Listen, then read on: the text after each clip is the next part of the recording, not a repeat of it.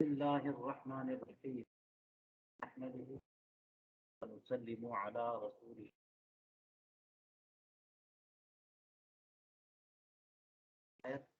قاعدہ الیقین لا یزول بالشک.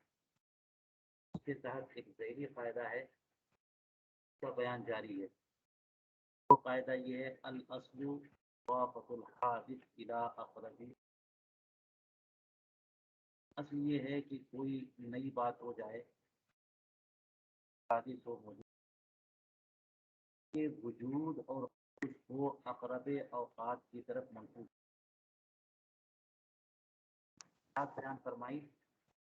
آج جو تفریح کر رہے ہیں دیکھیے، فرماتے ومنہا، اس ذیلی قاعدے کے فروع میں سے یہ بھی ہے لو کان فی یدی رجل عبد فقال رجل فقأت عینہ وهو في ملك البائع قال المشتري فقأته وهو في ملكي والقول للمشتري يأخذ عرشه.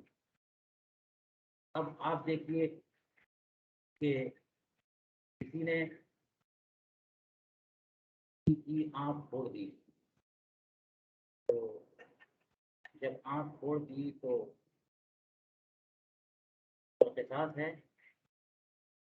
اور اگر قصاص کی صورت ممکن نہ ہو بالکل برابری کی تو پھر وہاں پہ عرش ہے، کا تاوان ہے.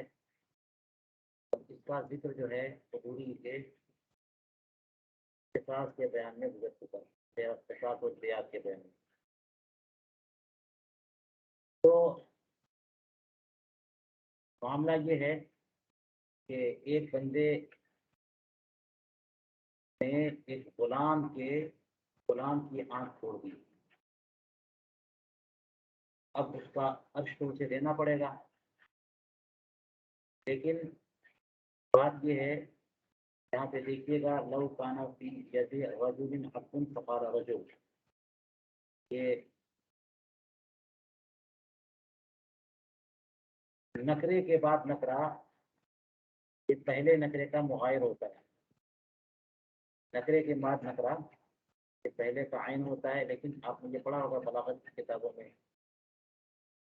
یہاں رجل کہا اور اس کے بعد فقال رجل، دوسرا والا رجل پہلے والے رجل کا غیر ہے. اس کا مطلب یہ ہوا کہ ایک بندے کے قبضے میں ایک غلام ہے، دوسرے کسی بندے نے کہا کہ میں نے اس کی آنکھ پھوڑی ہے، یہ تو اقرار ہو گیا. تو اس کی بنیاد پر اس پر قصاص آئے گا. اگر جان بوجھ کے چھوڑی ہے تو قطعاً ایسا ہو گیا ہے یا شبہ آمد ہے تو پھر اس کا عرش ہے. لیکن اس کا پورا جو اسٹیٹمنٹ ہے وہ کیا ہے؟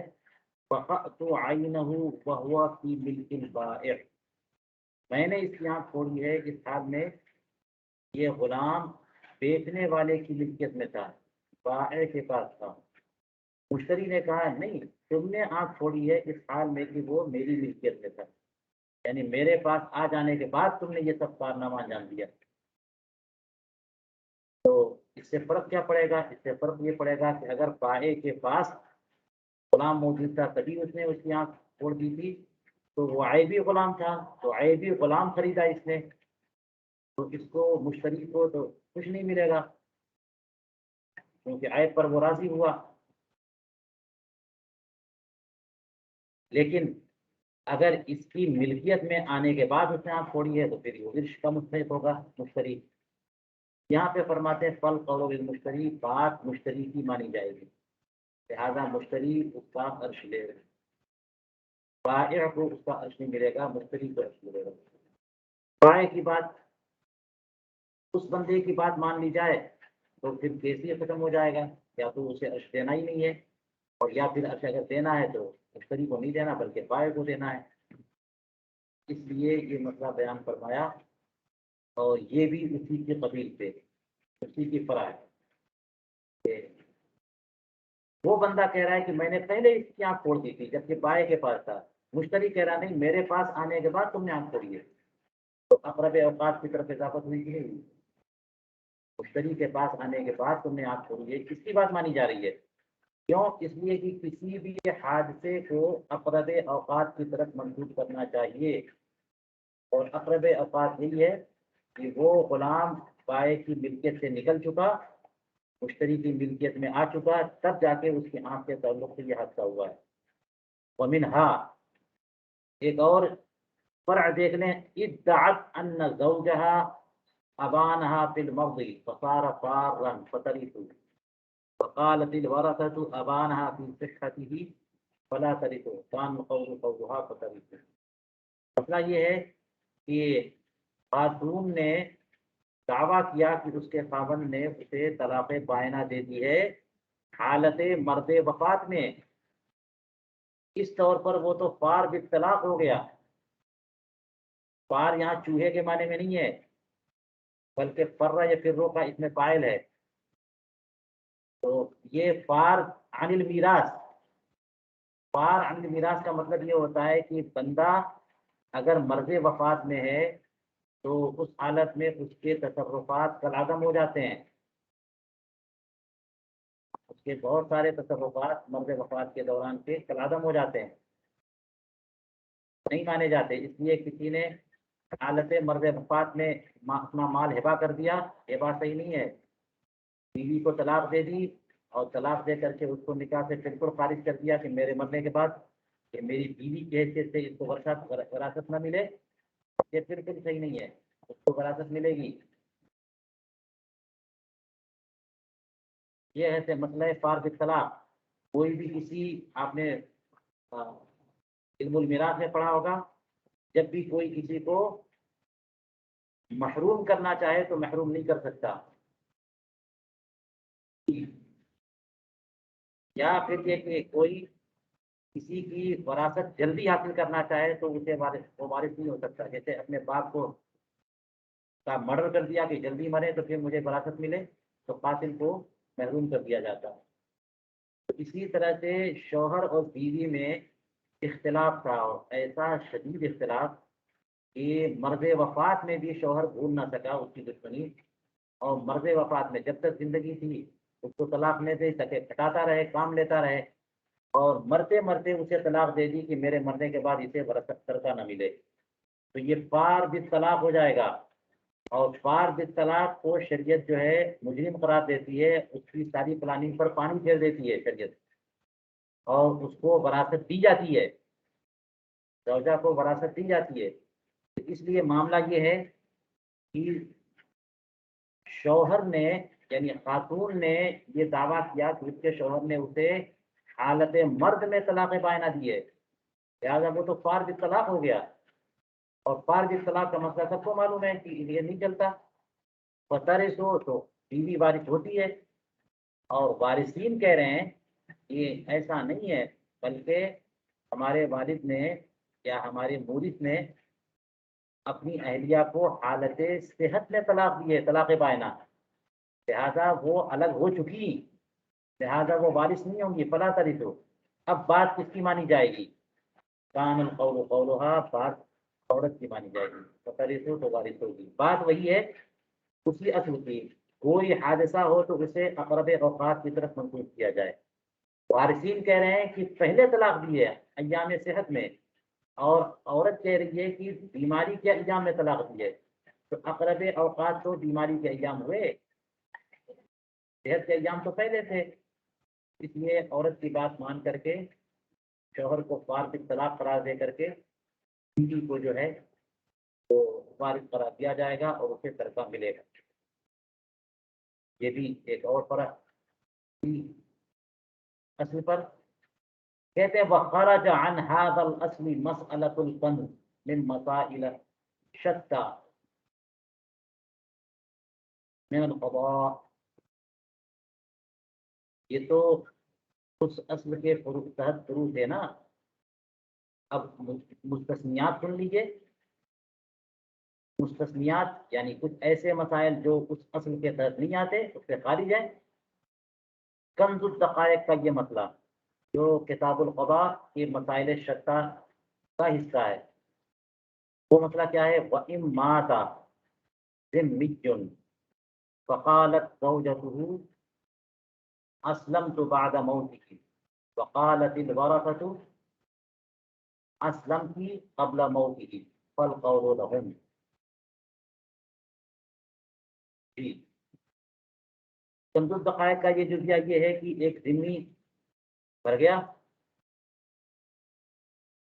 اس کی زوجہ بولی کہ میں اپنے شوہر کی موت سے پہلے ہی مسلمان ہو گئی تھی، لیکن اس ذمی کے وارثین کہہ رہے ہیں نہیں، میرے اپنے شوہر کی موت کے بعد تم مسلمان ہوئی. اچھا، آپ حضرات کو یہ مسئلہ معلوم ہوگا ان میں میراث کا اختلاف دین بھی سبب حرمان عن الترکہ ہے. موانع ارث 4 ہیں، آپ نے پڑھ لیا ہوگا. ان میں جو ہے اختلاف دین اور اختلاف دارین ہے، رقیت وارث اور قتل مورث. مورث کو اگر کوئی قتل کر دے یا وارث اگر غلام ہے تو اس طرح سے وارث نہیں، وہ ترکہ نہیں پاتا. اور اختلاف دین اور اختلاف دارین، تو ذمی شوہر ہے، اس کی زوجہ ذمیہ ہے، یعنی شوہر نصرانی اور اس کی زوجہ نصرانیہ، تو دونوں میں توریث جاری ہوگی. وہ ذمی مر جائے تو ذمیہ اس کی وارث ہوگی. لیکن اگر عورت اس کی مسلمان ہو گئی تو اختلاف دین تو ہو گیا. اب ذمی کی وارثہ ذمی مسلمان کیسے ہو سکتی ہے؟ لیکن بات یہ ہے کہ زوجہ جو مسلمان ہوئی وہ وارث ہوگی یا نہیں ہوگی، یہ اس پہ ڈیپینڈ کرتا ہے کہ وہ مسلمان ہوئی کب. شوہر کی زندگی میں مسلمان ہو گئی یا شوہر کی موت کے بعد مسلمان ہوئی. شوہر کی زندگی میں مسلمان ہوئی تو شوہر جب مرا تو شوہر تو ذمی تھا، اس کی زوجہ مسلمان تھی، اختلاف دین پایا گیا اور اس ذمی کا کوئی ترکہ اس کو نہیں ملے گا. اور اگر عورت کی جو کہہ رہی ہے کہ میں اپنے شوہر کے مرنے کے بعد مسلمان ہوئی تو مرتے وقت وہ ذمیہ تھی، تو اختلاف دین تو نہیں ہے، وہ وارث ہوگی. تو بیوی تو وارث ہونا چاہے گی، اس کے وارثین یعنی اس ذمی کے وارثین یہ چاہیں گے کہ یہ خاتون جو ہے اس کے بعد کی دوسری بیوی یہ وارث نہ ہو. اس لیے ان لوگوں کا یہ کہنا ہے کہ تم مرنے کے بعد وارث، تم جو ہے وہ والد کی زندگی میں وارث ہوئی نہیں، تم والد کی زندگی میں مسلمان ہوئی، موت سے پہلے مسلمان ہوئی. اور وہ خاتون یہ کہہ رہی ہے کہ میں اپنے شوہر کی موت کے بعد مسلمان ہوئی. بات کس کی مانی جائے گی؟ فالقول لهم، بات والدین کی مانی جائے گی. اب بتائیے، وہ جو اصل ہے کہ کسی بھی حادثے کو اقرب اوقات کی طرف منسوخ کیا جاتا ہے، تو یہاں تو بات تو خاتون کی مانی جانی چاہیے، کیونکہ وارثین کہہ رہے ہیں کہ موت سے پہلے پہلے تم مسلمان ہو گئی تھی، یعنی اپنے شوہر کی زندگی میں. اور خاتون یہ کہہ رہی کہ نہیں، اپنے شوہر کی موت کے بعد مسلمان ہوئی، تو بعد والی بات مانی جانی چاہیے، اقرب اوقات یہ ہے. لیکن یہاں پر عورت کی بات نہیں مانی جا رہی ہے، وارثین کی بات مانی جا رہی ہے. کیوں ایسا ہے؟ اسی وجہ سے تو کہا کہ یہ مسئلہ جو ہے وہ مستثنیات میں سے ہے. فرمایا فالقول لهم، وارثین کی بات مانی جائے گی. حالانکہ ان الاصل المذکورہ یقتضی ان یکون القول قولها. ہاں، حالانکہ جو اصل مذکور ہوا، جس اصل کا ذکر اس سے پہلے ہوا، یعنی حادث کا کو اقرب اوقات کی طرف منسوخ کرنا چاہیے، اس اصل مذکور کا تقاضا یہ ہے کہ بات عورت کی مانی جائے. وبہ قال ظفر، امام ظفر رحمہ اللہ اسی کے قائل ہیں. جو خاتون یہ کہہ رہی ہے کہ میں اپنے شوہر کے مرنے کے بعد مسلمان ہوئی، تو اقرب اوقات تو بعد موت ہے. امام ظفر اسی کے قائل ہیں، مگر پھر بھی ائمہ مذہب جو ہے اس کے قائل نہیں ہے. وَإِنَّمَا خَرَجُوا عَنْ هَذِهِ الْقَاعِدَةِ فِيهَا، ائمہ مذہب فقہائے مذہب نے اس قاعدے سے اس مسئلے میں خروج کیوں کیا، اور یہ مسئلہ اس میں نہیں آتا، اور یہ مسئلہ اس قاعدے سے کہ مستثنیات میں سے ہے. ایسا کیوں ہوا؟ لِأَجَلِ تحکیم الحال، تحکیم المال نہیں بلکہ تحکیم الحال.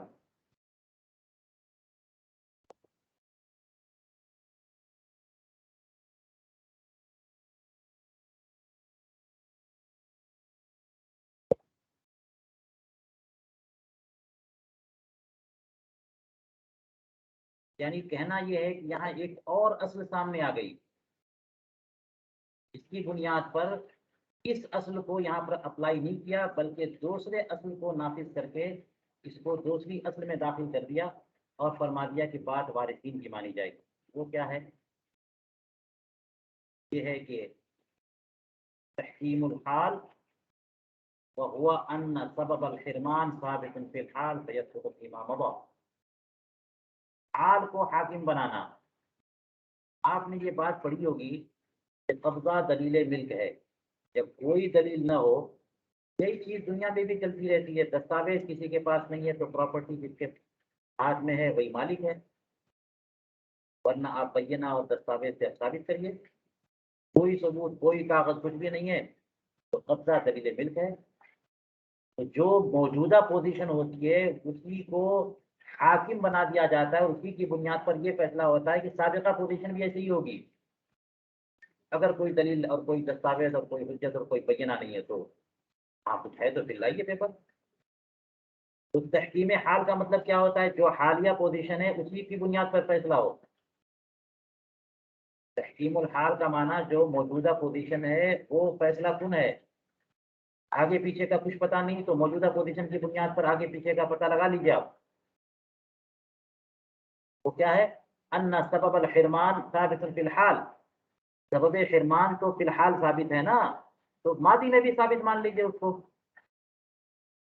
سبب حرمان کیا ہے کہ عورت مسلمان ہو گئی، اس کا شوہر ذمہ ہے، اور یاد رکھیے گا یہ جو ہے قید اعتراضی نہیں ہے، کہیں پر بھی اختلاف دین کا مسئلہ پایا جائے، یعنی یہ مسئلہ اس وقت بھی پایا جاتا کہ شوہر مسلمان ہوتا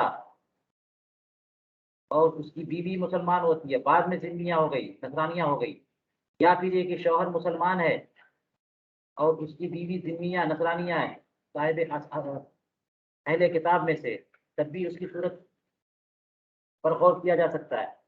تو کہنا یہ ہے کہ سبب حرمان فی الحال ثابت ہے، لہذا ماضی میں بھی ثابت ہوگا۔ اور سبب حرمان کیا ہے کہ شوہر ذمی تھا، کی زوجہ ذمیہ تھی اور اب مسلمان ہو گئی، تو اس وقت جو کہہ رہی ہے کہ میں مسلمان ہو گئی، چاہے یہ موت کے بعد مان لیں یا موت سے پہلے مان لیں، ہے تو مسلمان نا، اس وقت مسلمان ہے، تو اختلاف دین والی صورت پائی گئی، اور اختلاف دین سبب حرمان ہے، اور سبب حرمان اس وقت پایا جا رہا ہے، پھر ماضی میں بھی مان لیں، کیونکہ یہ تو اختلاف ہو گیا، کون ثابت کرے گا؟ اگر کوئی بھی بینہ سے ثابت کر دے اس کی بات مان لی جائے گی، مسئلہ تو تب ہے جب کہ بینہ نہ ہو، اس لیے اگر کسی کے پاس بینہ نہیں ہے تو حال کو حاکم بنایا جاتا ہے، اور وہ یہ ہے کہ سبب حرمان یہاں فی الحال ثابت ہے تو ماضی میں بھی ثابت مان لیا جائے، اس طور پر وارثین کی بات مان کر کے اس کو ترکے سے محروم قرار دیا جائے گا۔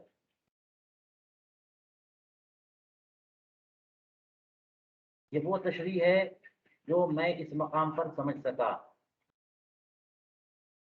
آپ تمام حضرات سے گزارش ہے کہ آپ حضرات کے اساتذہ بھی ہوں گے، علماء کرام سے رابطہ ہوگا، فقہا بھی ہوں گے، کچھ ایسے مقامات پر آپ حضرات ذرا رجوع کریں،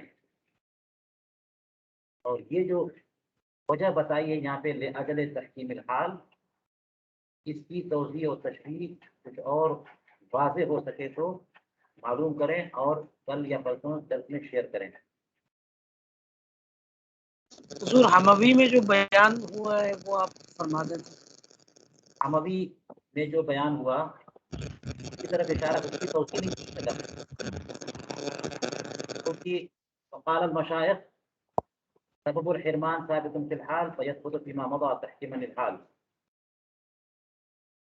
ہاں آگے ایک بات کہی ہے وہ میں آگے بتاتا ہوں، ورنہ اس قدر میں بات خوب باتیں نہیں ہو رہی ہے۔ تحکیما للحال، حال کو حاکم بنا لیا، بات یہ ہے آگے جو بات کہی ہے وہ ایک الگ بات ہے، اضافی بات ہے، وہ کیا ہے؟ یہ جو آپ استدلال کر رہے ہیں تحکیم حال، یہ تو کوئی مضبوط دلیل نہیں ہے بھائی۔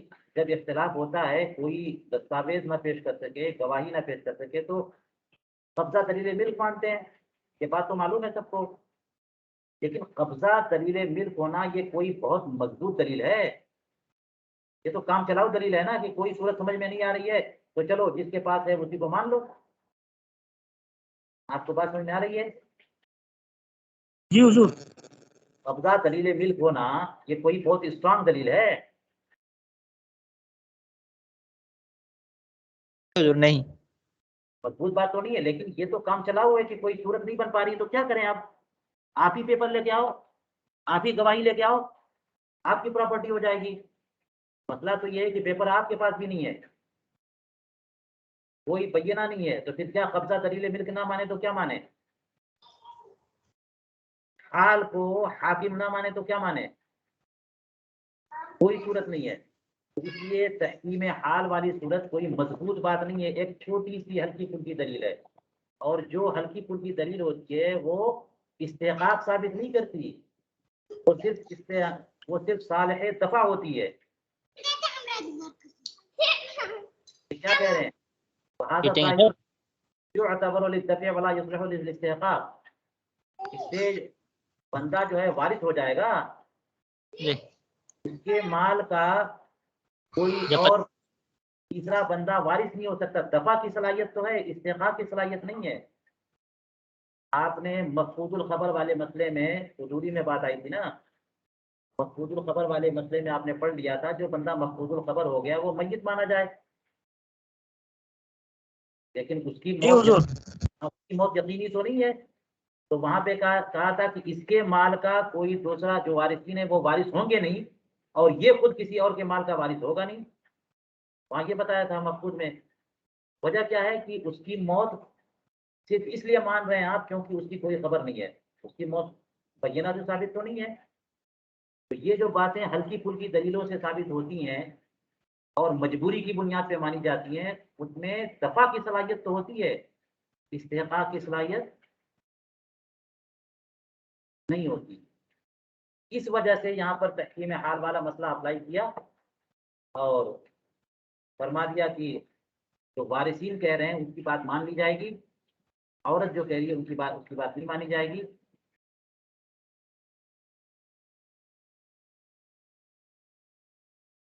وجہ یہ نہیں ہے کہ کسی حادثے کو اقرب زمان کی طرف منسوخ کرنا چاہیے، وجہ یہ ہے کہ ایک اور قاعدہ یہاں پر آ گیا اور وہ تحکیم حال والا ہے. وہ یہ کہہ رہے ہیں کہ زندگی میں تمہاری وفات ہوئی تھی، اور یہ کہہ رہی ہے کہ موت کے بعد، وہ یہ کہہ رہے ہیں کہ موت کے بعد، موت سے ہاں زندگی میں ہوئی تھی، یہ کہہ رہی ہے کہ موت کے بعد. کیسے کسی کے پاس بینہ نہیں ہے تو کیسے بات مانی جائے؟ تو تحکیم حال والی صورت آ گئی. اس لیے جو میں نے وضاحت کی، اس کے علاوہ بھی کوئی وضاحت ہو تو میں نے آپ سے کہا معلوم کر کے شیئر کریے. اور جو کچھ انہوں نے کہا وہ تو بات سامنے آ گئی کہ آخر میں کہا وہاں ظاہر جو اعتبر للدفع ولا يصلح للاستحقاق وهي تدعي به الاستحقاق. یہ تو استحقاق کا دعویٰ کر رہی ہے نا خاتون، حالانکہ استحقاق نہیں ہو سکتا، دفع ہو سکتا ہے. وهم يدعون بالدفع، اور وہ وارثین جو ہے اس کو وراثت سے روکنا چاہ رہے ہیں کہ ہم وارثین ہیں، اس کو کیوں وارث ہونے دیں گے. تو دفع کی صلاحیت تو ہے، استحقاق کی صلاحیت نہیں ہے. یہ ہلکی پھلکی دلیل ہے. چلیے یہ ایک استثنائی مسئلہ یہاں پر آ گیا. یہ پھر کہتے ہیں اسی اصل کی تفریعات میں وَمِمَّا فَرَّعْتُهُ عَلَى الْأَصْلِ مَا فِي الْيَتِيمَةِ وَغَيْرِهَا، ان فروع میں سے جن کو ہم نے اسی اصل کی تفریع کے طور پر سمجھا اور قرار دیا، وہ مسئلہ بھی ہے جو در الیتیمہ میں موجود ہے اور دیگر کتابوں میں موجود ہے. وہ کیا ہے؟ یعنی یہ اسی اصل پر متفرع ہے کہ کسی بھی حادث کو اقرب زمان کی طرف منسوخ کرنا چاہیے. دیکھ لیجیے جزیہ کہتے ہیں وَلَوْ أَقَرَّ بِوَارِثٍ ثُمَّ مَاتَ فَقَالَ الْمُقَرُّ لَهُ أَقَرَّ فِي الصِّحَةِ وَقَالَتِ الْوَرَثَةُ فِي مَرْضِهِ فَالْقَوْلُ قَوْلُ الْوَرَثَةِ وَالْبَيِّنَةُ بَيِّنَةُ الْمُقَرِّ لَهُ. کہتے ہیں کہ اگر کسی نے وارث کے لیے اقرار کر لیا، کسی وارث کے لیے اقرار کر لیا اور پھر اس کے بعد اس کی موت ہو گئی، یعنی مخر کی، زید نے اپنے کسی وارث، اپنے بیٹے کے لیے، اپنے بھائی کے لیے، کسی کے لیے، وارثین میں سے کسی کے لیے اقرار کر لیا آپ نے کتاب الاقرار میں پڑھ لیا کہ کوئی اگر اقرار کرتا ہے تو اقرار کی بنیاد پر جتنے مال کا اقرار کرتا ہے اتنا مال واجب الادا ہو جاتا ہے. اس نے اپنے بیٹے کے حق میں اقرار کر لیا کہ میرے اوپر میرے بیٹے کا 10,000 ہے، اور اقرار کے بعد اس مقر کا انتقال ہو گیا، تو مقر لہو نے کہا. اب یاد رکھیے گا وہ ایام مرد اور ایام صحت والا مسئلہ میں نے آپ کو پہلے بتا دیا کہ مرد وفات میں تصرفات سب کے سب کالعدم ہو جاتے ہیں، تو مرد وفات میں کچھ اقرار کیا نہیں مانا جاتا، ایام صحت کے اقرار کو مانا جائے گا. تو مقر نے وارث کے لیے اقرار کیا، پھر وفات کر گئے، اور اب مقر لہو کہتا ہے کہ ایام صحت میں اقرار کیا تھا، کیونکہ مقر لہو کو تو چاہیے مال اتنا، وراثت بھی چاہیے اور اتنا مال بھی چاہیے، لیکن باقی وارثین کا نقصان ہوگا. تو باقی وارثین کا کیا کہنا ہے کہ ہمارے والد نے جو اقرار کیا تھا مرد وفات میں اقرار کیا تھا، اور مرد وفات کے تصرفات نہیں مانے جاتے، تو بات کس کی مانی جائے گی؟ فرماتے ہیں وارثین کی بات مانی جائے گی. یہاں پر بات کس کی مانی جائے گی؟ وارثین کی، کیونکہ وارثین جو ہے اقرب اوقات کی طرف منسوخ کر رہے ہیں اس اقرار کو. مقر لہو کہہ رہا ہے کہ ایام صحت میں اقرار ہوا تھا، اور وارثین کہہ رہے ہیں نہیں ایام مرد میں اقرار کیا تھا انہوں نے. تو بات یہ آخری والی اقرب اوقات. فرماتے ہیں کہ بات وارثین کی مانی جائے گی، اور بینہ مگر مقر لہو کا بینہ ہوگا، کیونکہ وہ خلاف اصل کی بات کر رہا ہے، تو وہ مدعی ہوا، یہ منکر ہوئے. اگر وہ بینہ سے ثابت کر دے تو اس کی بات مان لی جائے گی، اور کوئی بینہ نہیں ہے تو پھر وارثین کی بات مانی جائے گی. فرماتے ہیں وَإِن لَّمْ يُقِمْ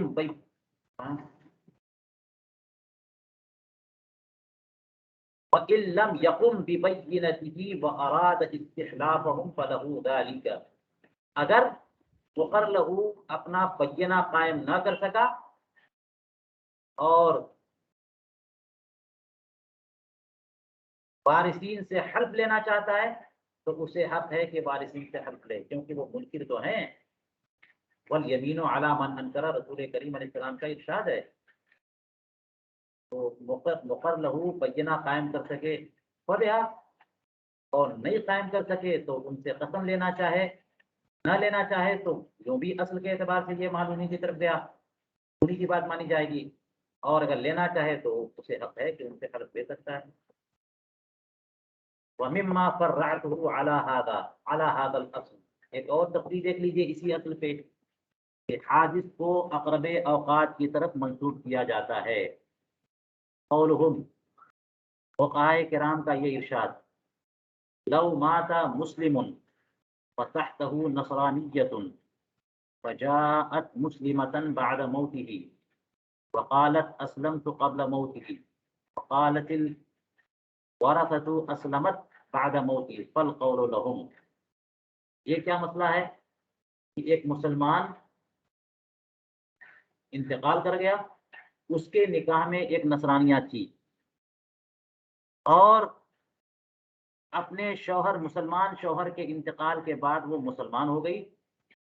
فجاءت مسلمۃ بعد موتی، وہ مسلمان ہو کر کے اس کے بعد یعنی اپنے شوہر کے انتقال کے بعد مسلمان ہو گئی، اور پھر اس طرح سے وہ آئی مسلمان ہو کر کے آئی اور کہنے لگی کہ میں اپنے شوہر کے انتقال سے پہلے ہی مسلمان ہو گئی تھی. وہ اختلاف دین والا مسئلہ ذہن میں رکھیے گا. اگر کسی مسلمان نے نصرانیہ سے نکاح کر لیا تو نکاح تو ہو گیا، بمانا اب اس سے ملنا زنا نہیں ہے اور اس سے بچہ ثابت النسب ہوگا. یہ اور بات ہے کہ یہ نکاح جائز نہیں ہے. تو اس نے نکاح کر لیا، مسلمان نے نصرانیہ سے نکاح کر لیا، تو اختلاف دین والی صورت ہوئی. اگر مسلمان کا انتقال ہو جاتا ہے تو اس کی زوجہ نصرانیہ وارث نہیں ہوگی، لیکن وہ مسلمان ہو گئی اور کہہ رہی ہے کہ میں اپنے شوہر کی زندگی میں مسلمان ہو گئی تھی، تو اختلاف دین ختم، دین دونوں کے ایک ہو گئے. اب وہ نذرانیہ مسلمان ہو گئی تو وارث ہوگی یا نہیں ہوگی؟ اس کا کہنا ہے کہ اپنے شوہر کی زندگی میں مسلمان ہو گئی تھی. وارثین کہتے ہیں کہ شوہر اپنے شوہر کے انتقال کے بعد مسلمان ہوئی. بات وارثین کی مانی جائے گی، وہی اقرب اوقات کی طرف نسبت کی بنیاد پہ. وہ جو دعویٰ کر رہی ہے وہ پہلے کا دعویٰ کر رہی ہے. یہ جو بات کر رہے ہیں یہ بات کی بات کر رہے ہیں جو اقرب اوقات والی بات ہے. لیے ان لوگوں کی بات مان لی جائے گی اور وہ خاتون وارث نہیں ہوگی. کما ذکر الزیرعی فی مسائل شتیٰ، جیسا کہ امام فخر الدین زیرعی نے تفسیر العقائد میں مسائل شتیٰ میں ذکر کیا. وَمِمَّا خَرَجَ عَنْ هَذِهِ الْأَصْلِ، دیکھیے ایک اصل بتا دیتے ہیں، اس کی تفریعات ذکر کر رہے ہیں. یہاں پر ذرا خود مصنف عجیب و غریب صورتحال ہے، ساری تفریعات ایک ساتھ اور سارے مستثنیات ایک ساتھ بتاتے آسانی ہو جاتی نا، لیکن آپ حضرات کے لیے ذرا مشکل دشواری ہے. یہ ایک تفریح پیش کر رہے ہیں، پھر مستثنا، پھر تفریح، پھر استثنا، تو ذرا ذہن حاضر نہیں ہو سکتا، ذرا مشکلات آتی ہیں. یہ فقہائے کرام کی کا تفنن فن ہے، تو چاہتے ہیں کہ آپ بھی ذرا جو ہے محنت کرو، توجہ، گوش بر آواز. پھر یہاں پر ایک استثنائی مسئلہ پیش کر دیا، کہتے ہیں وَمِمَّا خَرَجَ عَنْ هَذَا الْأَصْلِ، اس اصل سے ایک فرع، ایک مسئلہ جو خارج ہے، جو مستثنا ہے، وہ کیا ہے؟ لو قال القاضی بعد عزله لرجل اخذت منك 1000 ودفعتها الى زید قضيت بها عليك. قاضی نے کہا کہ یعنی بعد اس کے کہ قاضی معذور ہو چکا، اب اس نے کہا ایک آدمی سے کہ میں نے تم سے 1000 لیا تھا اور اس 1000 کو زید کو دے دیا، جس کا میں نے تم پر فیصلہ کیا تھا. حالت قضا میں جب میں قاضی تھا تو میں نے فیصلہ کیا تھا کہ تمہارے اوپر 1000 آتے ہیں زید کے، تم نہیں دے رہے تھے، تو میں نے قضا نافذ کر کے تم سے جبرن لے لیا اور وہ 1000 میں نے زید کو دے دیا، اور یہ میرے ایام قضا کی بات ہے، تو مجھے اب کچھ نہیں لوٹانا ہے، تو میرا فیصلہ تھا، تو تم پر وہ رقم واجب الادا تھی اور میں نے تم سے لے کر کے دے دیا، تو میں نے قرض کے طور پہ نہیں لیا، تو کوئی سامان میرے ذمہ نہیں ہے.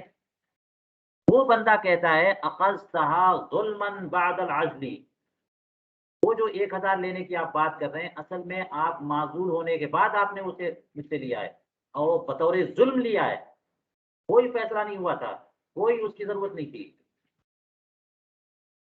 آپ معذور ہو گئے، اس کے بعد آپ نے جبرن اور ظلمن مجھ سے 1000 لیے ہیں، آپ کے اوپر اس کا تاوان واجب ہے، آپ کو اس رقم کو واپس کرنا ہوگا.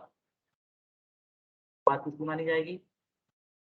قاضی کا کہنا ہے کہ میں نے معذور ہونے کے بعد، قاضی نے کہا کہ میں نے ایام قضا میں 1000 تم سے لیا تھا جو تم پر زید کے آ رہے تھے، میں نے فیصلہ کیا تھا اور وہ تو میں نے زید کو دے دیے.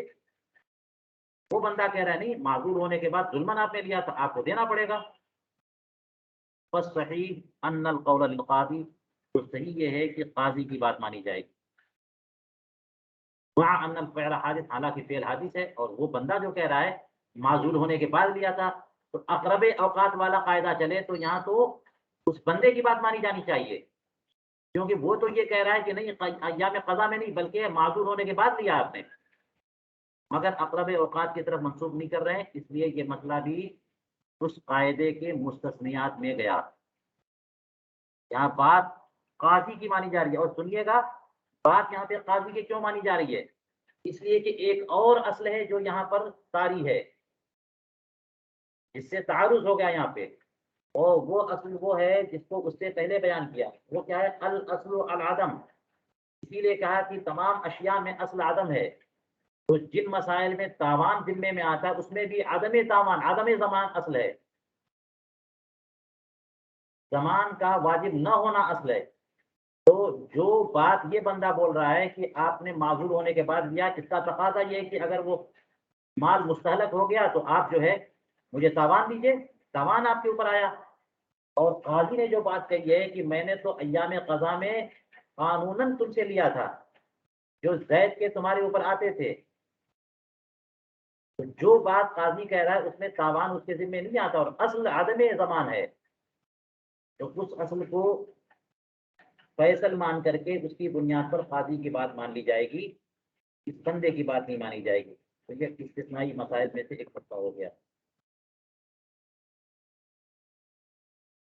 فرمانے مع ان الفعل حادث، حالانکہ فعل حادث ہے، یعنی فعل ہوا ہے، اس نے 1000 لیا ہے، قضا کے دوران لیا یا بعد عزل لیا، کب لیا، لیا تو ہے، تو چاہیے یہ کہ اسے اقرب اوقات کی طرف منسوخ کیا جائے، اور وہ وقت کون سا ہے؟ اقرب اوقات وقت عزل ہے، معذور ہونے کے بعد.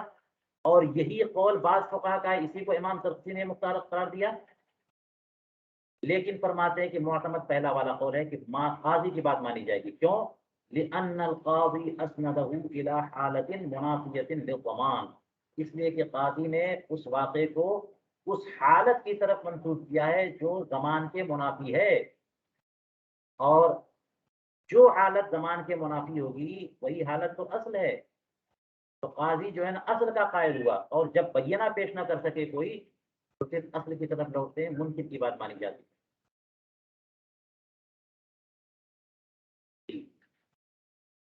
یہ بھی ایک استثنائی مسئلہ ہے. اور کذالکہ کہہ کر کے ایک اور استثنائی مسئلہ فرماتے ہیں یہی حکم ہوگا اس وقت بھی جبکہ اذا علم المحفوظ منه انه فعله قبل تقلید القضاء، محفوظ منہ یہ کہنے لگے کہ آپ نے قاضی ہونے سے پہلے لیا تھا. ابھی تو یہ مسئلہ یہ چل رہا ہے کہ قاضی نے یہ کہا کہ میں نے ایام قضا میں وہ 1000 لیا تھا تم سے، اور وہ بندہ ماخوذ منہ یعنی جس سے 1000 کی رقم لی گئی ہے، ماخوذ منہ جو بندہ ہے وہ یہ کہہ رہا معذور ہونے کے بعد، تو بات قاضی کی مانی جائے گی. آگے انہوں نے اضافہ کیا کہ اگر صورت مسئلہ بالکل یہی ہو، فرق یہ ہو کہ ماخوذ منہ بندہ یہ کہہ رہا ہے کہ قاضی ہونے سے پہلے لیا تھا، تب بھی بات قاضی کی مانی جائے گی. اور وہ بھی اس بنیاد پہ نہیں کہ اقرب اوقات کی طرف منسوخ، تو اقرب اوقات اس کے فیور میں گیا، قاضی کے فیور میں. ماخوذ منہ کہہ رہا ہے کہ آپ قاضی ہونے سے پہلے آپ نے مجھ سے 1000 لیا تھا ظلمن، آپ دیجئے. اور قاضی صاحب معذور ہونے کے بعد بول رہے ہیں کہ نہیں ایام قضا میں لیا تھا میں نے، قانون کے مطابق لیا تھا میں نے. تو اقرب اوقات تو قاضی کے فیور میں ہے، مگر اس بنیاد پہ نہیں. بات کی بنیاد یہ ہوگی، اس مسئلے کی بنیاد یہ ہوگی کہ قاضی جو بات کہہ رہا ہے وہ زمان سے براعت والی بات کہہ رہا ہے، اور وہی اصل ہے، اس لیے قاضی زمان سے بری ہے.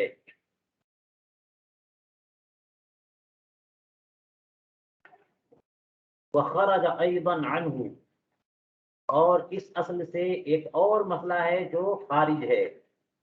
استثنائی تیسرا مسئلہ آ گیا. یہ وہ کیا ہے؟ لو قال العبد لغیرہ بعد العتق قطعت یدک وانا عبد، اگر غلام کسی تیسرے بندے سے بولے آزاد ہو جانے کے بعد، اب وہ غلام اب ہو گیا آزاد، اور وہ کسی تیسرے بندے سے بول رہا ہے کہ میں نے تمہارا ہاتھ اس وقت کاٹا تھا جبکہ میں غلام تھا، اس وقت میں نے کاٹا تھا جبکہ میں غلام تھا. تو جو بھی اگر اس نے عمدن کیا ہو تو آپ کو تو قصاص کا مسئلہ معلوم ہے، قصاص ہوگا، چاہے غلام ایسا کرے یا آزاد کرے، کوئی بھی کرے. لیکن حالت شبہ عمد یا خطا والی صورتیں جو ہوتی ہیں اس میں عرش ہے، اور غلام کیسے عرش دے گا؟ اس کا مالک اس کے مالک پہ جائے گا، یا پھر اس سے جو ہے نا وہ استثناء کرائے. تو غلام نے یہ کہا کہ غلامی کے ایام میں نے آپ کا ہاتھ کاٹا تھا تاکہ وہ بچ جائے عرش دینے سے. لیکن مقرر کیا بول رہا ہے؟ مقرر کا معنی جس کے لیے اعتراف کیا گیا کہ ہاں میں نے تمہارا ہاتھ کاٹا تو ضرور ہے لیکن ابھی نہیں، غلامی کے ایام میں کاٹا. وہ مقرر کہہ رہا ہے بل قطعتها وانت حر، ایسا نہیں ہے بلکہ تم نے میرا ہاتھ کاٹا جبکہ تم آزاد تھے، تمہارے مولا نے تمہیں آزاد کر دیا، آزاد ہونے کے بعد تم نے کاٹا ہے. تو اب عرش تم دو گے، یہ فرق پڑے گا، تمہارے مولا نہیں دیں گے، تم دو گے. تو یہاں پہ بات کس کی مانی جائے گی؟ کہتے ہیں کان القول للعبد، بات غلام کی مانی جائے گی. حالانکہ اقرب اوقات کیا ہیں؟ اقرب اوقات تو مقرر کے فیور میں جا رہے ہیں.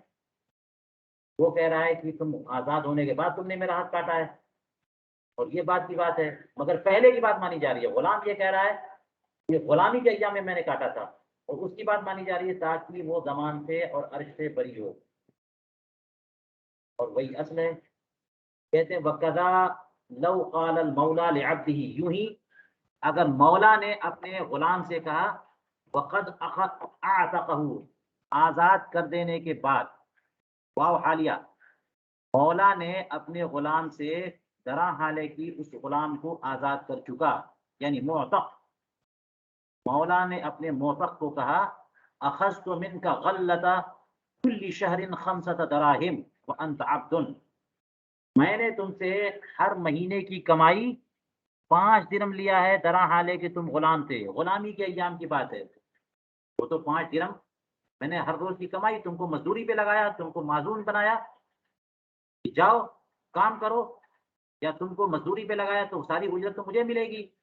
تو تمہاری عبدیت کے زمانے کی بات ہے، تمہاری غلامی کے زمانے کی بات ہے کہ روزانہ تم کام کرتے تھے، اور 5 دراہم نہیں، روزانہ کی بات نہیں، کل شہر، ہر مہینے 5 دراہم جو ہے میں لیتا تھا، ہر مہینے کی کمائی، وہ تو میرا حق تھا۔ لیکن موتق کیا بول رہا ہے؟ وہ کہہ رہا اخذتها بعد العتق، آزاد کرنے کے بعد آپ نے لیا ہے، آزاد ہونے کے بعد جو وہ بندہ کمائے گا وہ سب اس کا ہے، اور اب اگر کوئی لیتا ہے تو اسے واپس کرنا ہوگا۔ تو یہ مولا میں اور موتق میں اختلاف ہو گیا۔ اس بات پر تو اتفاق ہے کہ ہر مہینے 5 درہم موتق نے اپنے مولا کو دیے ہیں۔ اب موتق جو ہے وہ کہہ رہا ہے کہ آپ واپس کریے میرا 5 درہم ہر مہینے کے۔ مولا نے کہا کیوں واپس کروں؟ تو موتق نے کہا کہ آپ نے آزاد ہونے کے بعد مجھ سے 5 درہم ہر مہینے لیے ہیں۔ مولا کہہ رہا ہے نہیں، آزاد ہونے سے پہلے کی بات ہے، تم جب غلام تھے اس وقت میں نے 5 درہم ہر مہینے لیے، کیونکہ تم کو کام پہ لگایا، ہر مہینے کی کمائی میری بنتی ہے، وہ میں کیوں واپس کروں؟ تو بات کس کی مانی جائے گی؟ کان القول قول المولا، مولا کی بات مانی جائے گی۔ یہ بھی استثنائی مسئلہ ہو گیا۔ حالانکہ استثنائی مسئلہ کیوں ہے؟ اس لیے کہ اگر اقرب زمان کی بات کریں گے، اقرب اوقات کی بات کریں گے، تو موتق کی بات مانی جانی چاہیے، کیونکہ موتق تو یہ کہہ رہا ہے کہ آپ نے آزاد کرنے کے بعد لیا ہے، یہ بات کی بات ہے، اور مولا یہ کہہ رہا ہے کہ آزاد کرنے سے پہلے جب تم غلام تھے تب کی بات ہے۔ پھر بھی یہاں پر مولا کی بات مانی جا رہی ہے، تو یہ بھی اس فائدے سے مستثنا مسئلہ ہے، استثنائیات میں سے ہے۔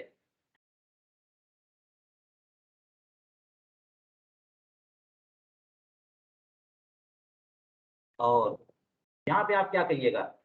کیوں اس کو مستثنا قرار دیا؟ وجہ وہی ہے کہ ضمان سے براءت اصل ہے، اصل عدم ہے، اصل ذمے سے فراغت ہے، اصل ذمے سے براءت ہے، اصل ضمان سے براءت ہے۔ تو جو بات موتق بول رہا ہے اس کی بات مان لیں تو مولا پر ضمان آتا ہے، تاوان آتا ہے، اور جو بات مولا بولے اس کی بنیاد پہ کوئی تاوان نہیں آتا۔ اصل تو براءت عن الضمان ہے، اس لیے مولا کی بات مان لیں گے۔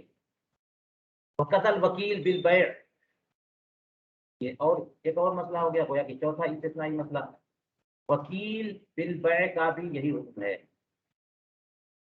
زید نے بکر کو وکیل بنایا کہ میرا مال بیچ دو، لے جاؤ بیچ دو میرا مال، تو بکر گیا مارکیٹ میں اس کا مال لے کر کے بیچنے۔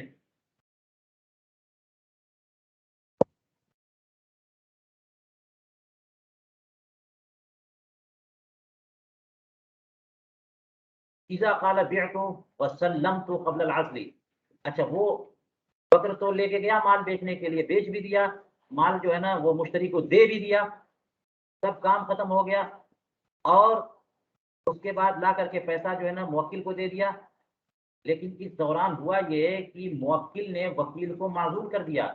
وکالت کا بیان اپنے ذہن میں لائیے آپ، حضوری کی بحثوں سے آپ کو چھٹکارا نہیں ملے گا۔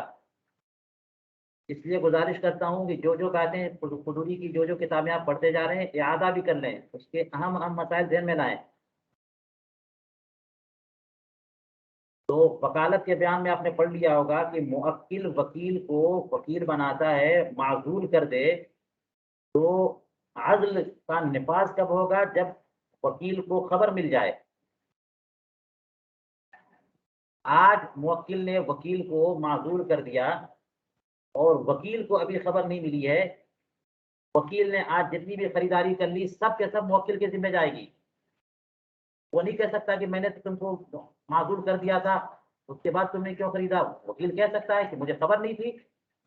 تو خبر اگر عزل کی 2 دن کے بعد ہوتی ہے تو 2 دن کے بعد معذور ہوگا وکیل۔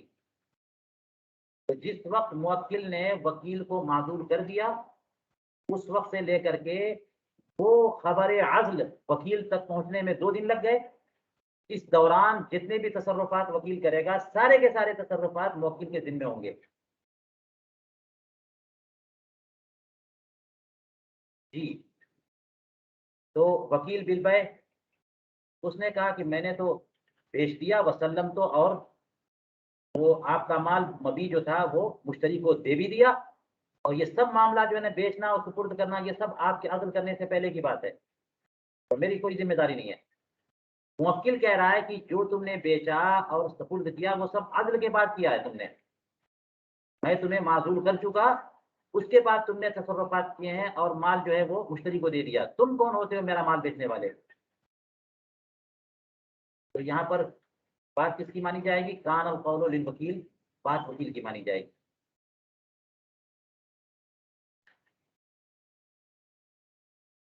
حالانکہ اقرب اوقات والا قاعدہ اگر چلایا جائے تو بات موکل کی مانی جانی چاہیے، کیونکہ موکل کہہ رہا ہے کہ عدل کے بعد تم نے کیا ہے، میں معذور کر چکا اس کے بعد تم نے کیا ہے، یہ بات کی بات ہے.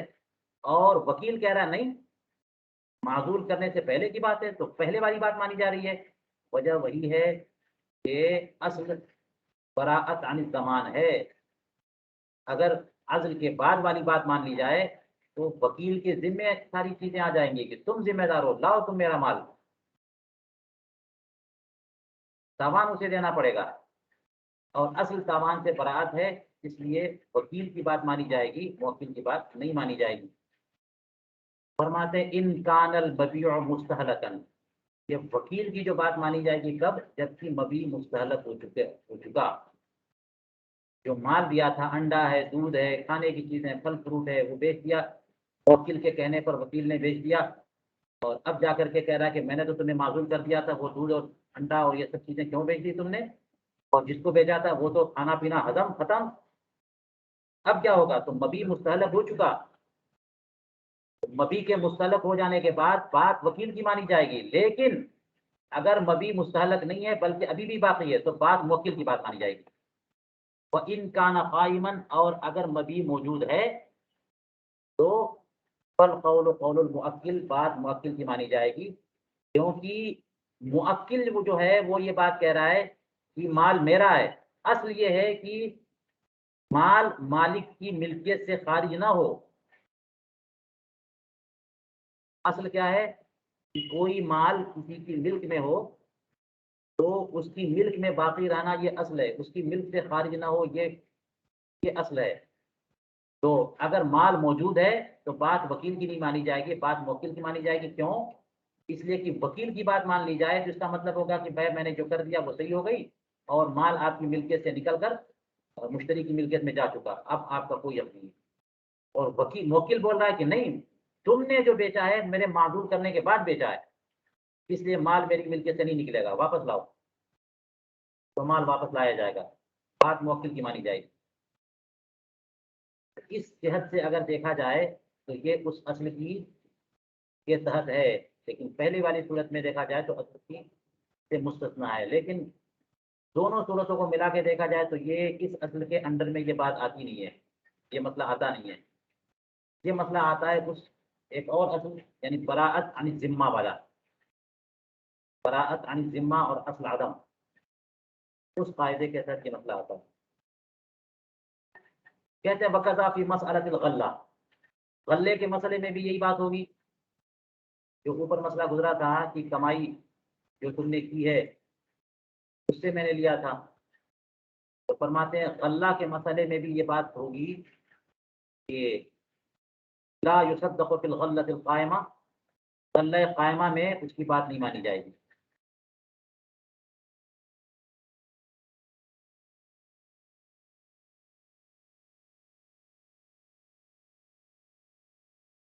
سردار کی بات نہیں مانی جائے گی نا آقا کی. تو اوپر مسئلہ گزرا تھا کہ آقا اور غلام میں اختلاف ہو گیا. آقا نے کہا کہ ہر مہینے جو میں 5 درم لیا کرتا تھا تمہاری کمائی سے، وہ عبدیت کے ایام کی بات ہے، وہ سب میرا ہے. اور موثق کہہ رہا ہے کہ آزاد کر دیا تھا اس کے بعد آپ نے ہر مہینے مجھ سے 5 درم لیے ہیں. تو اگر 5 درم لیا اور وہ کھا پی کے ہضم ہو گئے غلہ جو ہے مستحلق ہو چکا تو اس مسئلے میں بات جو ہے نا وہ اسی کی مانی جائے گی، لیکن اگر غلہ قائم ہو تو مولا کی تصدیق نہیں کی جائے گی، کیونکہ کمائی اس بندے کی ہے ہیں، تو اس کی ملکیت سے وہ کمائی نکلے گی کیوں؟ لا يصدق في الغلة القائمة۔ یہاں انہوں نے علامہ حمزی نے فرمایا لا يصدق کے بعد کہ اے السید، یعنی مالک کو، سید کو، سید کی بات نہیں مانی جائے گی، اور وہ جو سید کی بات مانی جا رہی تھی وہ جبکہ غلہ خالی ہو چکا ہو۔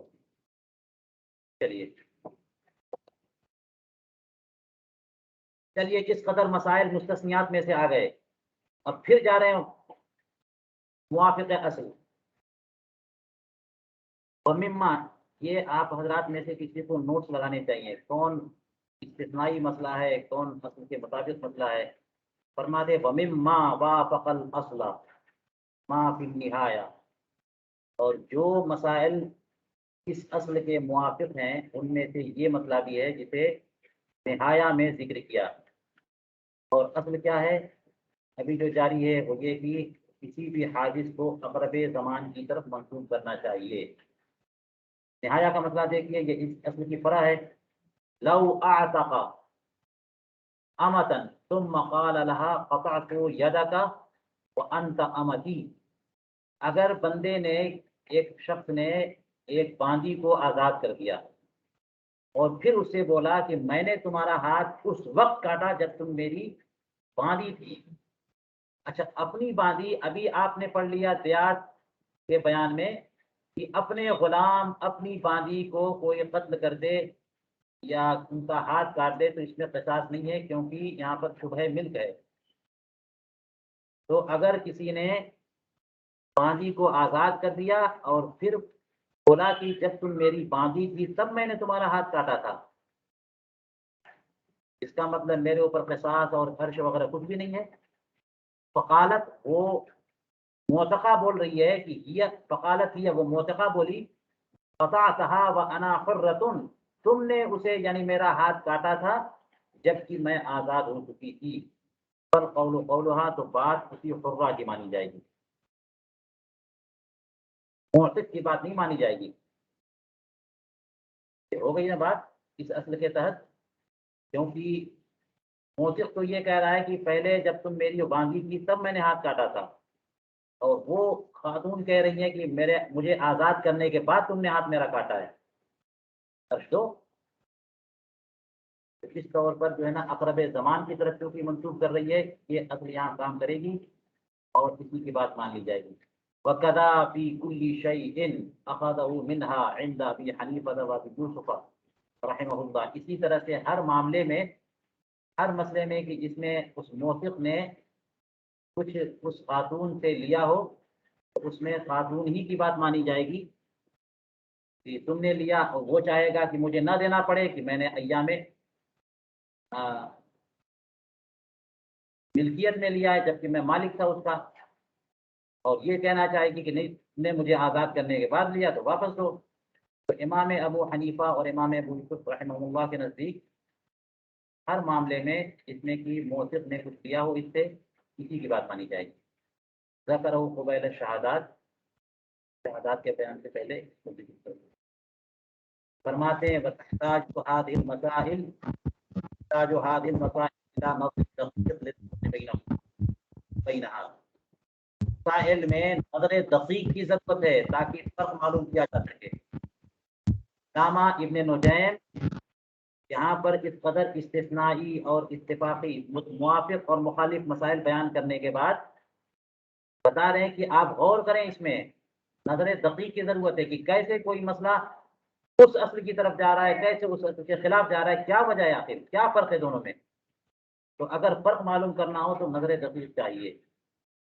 ہم نے جس انداز سے تشریح کی ہے کچھ نہ کچھ تو اشارہ ہو گیا ہے، لیکن اب کیا کہیے گا کہ علامہ ابن نجیم کس قدر نظر دقیق کی بات کر رہے ہیں کہ اور اب ڈیپ میں جائیے اور غور کریں تاکہ فرق بالکل واضح ہو جائے۔ علامہ حموی نے بیان فرمایا، سے پہلے تو علامہ ابن نجیم نے میں فرق کو خوب اچھے انداز میں واضح کر دیا ہے، اور اس کے بعد انہوں نے یہ کتاب لکھی ہے، اور پھر یہاں کہہ رہے ہیں کہ مزید نظر دقیق کی ضرورت ہے۔ تو سمجھ لیجئے کہ کس قدر دقیق نظر ان کو چاہیے اپنے اپنے جو ہے نا مخاطبین سے، اپنے طلباء سے۔ یہ فقہائے کرام چاہتے ہیں کہ ساری دنیا فقیہ ہو جائے، اور ہونا چاہیے۔ السلام علیکم حضور۔ وعلیکم السلام۔ حضرت چلیے یہ آپ بریک کرتے ہیں یہاں پر ذرا۔ آخری والا جو مسئلہ ایک منٹ رک جائیے۔